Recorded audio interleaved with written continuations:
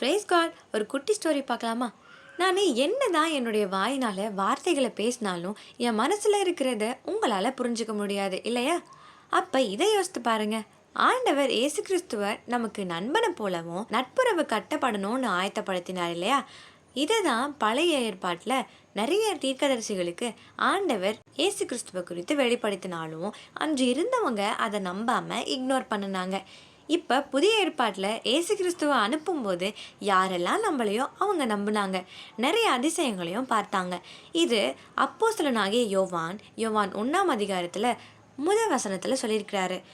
ஆதியிலே அந்த வார்த்தை தேவனிடத்தில் இருந்தது, அந்த வார்த்தை தேவனாக இருந்தது. வார்த்தையாகிய கிறிஸ்து.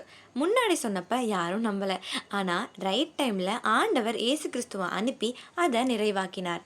இதை போல தான் உங்கள் வாழ்க்கையிலேயும் எல்லா ஆசையையும் எல்லா தேவையையும் நிச்சயமாக ஆண்டவர் நிறைவேற்றுவார். God bless you.